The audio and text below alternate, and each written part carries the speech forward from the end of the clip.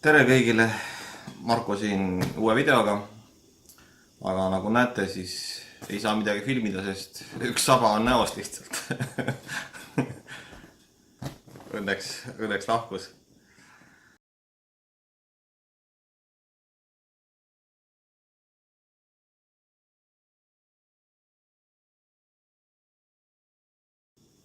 Pildi vahe on muidugi, noh, ütleme nii, et minu jaoks on pildi vahe üsna suur. Paljude jaoks seda ei pruugi olla. Et kui mul on valida, mis filmi ma vaatan, siis ma igal juhul valin Ultra HD filmi, mitte selle siit, mis on tavaline Blu-ray.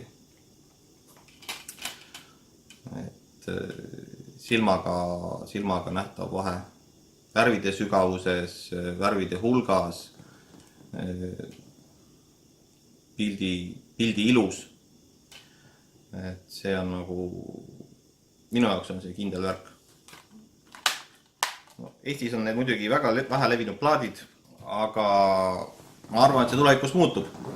Et tuleb rohkem inimesi seda kasutama, ostetakse ka endale mängijad, sest mängijate hinnad on kukkunud, toodetakse juba ka mängijaid, mis on ikkagi Ultra HD mõistes väga soodsas hinnaklassis. Pluss nüüd mitmed mängukonsoolid toetavad Ultra HD plaate, ehk siis saab nende ostate konsooli ja mängib.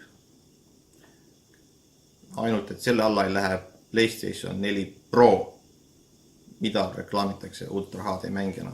See ei ole seda. Ta võib striimida teie Ultra HD pilti, aga sees on tavaline Blu-ray. Et sealt ei saa selliseid plaate küll kuidagi mängida, et seda peab alati teadma. Et see on tõsine, ma ütleks, vale reklaam. Et see tekitab inimestest nii palju segadust. Xboxi S-iga ja nüüd uue mudeliga X-iga saate, aga PlayStationil ei ole veel sellist mängijat, mis mängiks Ultra HD plaate. Okei, mis ma veel tahan selle kohta öelda? No, mis on miinus? Eestikeelset tõlget ei ole. On mõningatel filmidel, väga üksikutel, et enamik on ikkagi seal inglise keel, mingi prantsuse, saksa keel, selliseid keeli, et vahest ka mingisuguseid siin vähe lähemaid mingid Soome, Rootsi ja mis ka paari plaadil, et tuleb aru saada siis mingisugusest muust võõrkeelest. Mis kokkuvõtteks öelda selle UHD kohta? See on väga personaalne esiteks. See on üks, ma ütleks, personaalsemaid asju üldse, mis on siin viimasel ajal tulnud. Et see pilt ja selle vaatamine, see on nii isiklik, kes mida näeb. Et ei ole siin sellist reeglit, et yes, UHD on see kõige parem asi. Kellele meeldib, kellele mitte. Okei, ta on hea, aga just, et kui sa tõesti pead selle raha kulutama. Mina ei ütle selle kohta ei ega jah. Mina ütlen seda, et mina näen pildi vahelt. Pilt on tunduvalt parem, ilusam. Minule meeldib. On inimesi, kes ütlevad, et ma ei näe seda. Okei, mingi vahe võib on, aga see mind eriti ei huvita. Et mina küll sellest ei maksa. Täiesti normaalne. Ma mõistan neid inimesi. Et ka ma ise ei plaaninud minna Ultra HD pildi peale. Hakkasin neid plaate ostma sellepärast, et ma tahtsin saada Dolby Atmose heli. See oli kõige olulisem asi minu jaoks. Ja kuna see pilt juba oli seal, siis ma ostsin juurde selle teleri ja vaatan seda pilti. Ja nüüd räägin teile, kui hea see on. Okei, mulle meeldib, tõesti meeldib. Ma ei vaidle vastu. Aga tegelikult ei olnud plaani. Ei olnud plaani seda Ultra HD pilti vaadata, sest Full HD tegelikult on väga hea. Jah, kui mul on need plaadid ja teleri asjad ja on vahe muidugi. Muidugi on vahe. Aga kogu see märk maksab, et kui tahate neid plaate värke osta, meil ei pea kogu aeg ostma, et ostate võib-olla kuus ühe plaadi või mis teile lemmik seal film on või veel harvem. Siis ei ole see kulutus väga suur, aga ikkagi on kulu. Ja kui te varem ei ole sellist asja teinud, et ostate mingit plaate poest, lähete riiulis külma näoga mööda ja nüüd siis mõtled, et kurat, mingi ultra HD, mul on mingi teleri ostsin nüüd, et mis ta siis näitab, et noh, nüüd ma pean hakkama plaate ostma. No ei pea. Et eriti kui te ostsite, ütleme sellise natuke veel odavam ultra HD teleri, siis tegelikult selle mängija ostmine ja plaatide ostmine juurde, noh, on küsitav. Kasutage parem streamingu teenust. Et sellest on piisav. Ei ole vaja plaate ja mängijaid osta. Kuna teler on natukene lahja, ta ei näita kõike seda ilu, mida see plaat pakub. Et streamingust piisab. Streamingust piisab. No, jah, ma ei saa ju öelda tegelikult, et piisab. Võib-olla ei piisa teile ikkagi.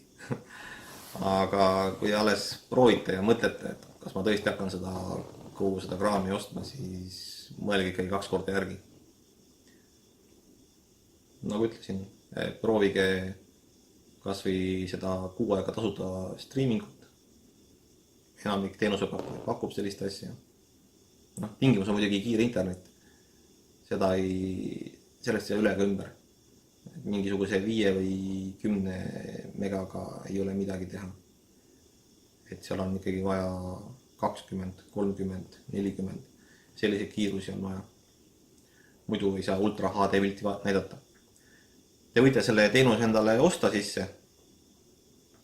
Aga kui neti kiirus ei ole piisav, siis teler või siis mis seadmega te parasjagu vaatate seda streami, see näitab teile automaatselt madalamat resolutsiooni, Full HD või kui on väga aegline ühendus, siis veelgi väiksemat. Aga ütleme, Full HD tuleb mingi 10 megaga igal juhul kohale.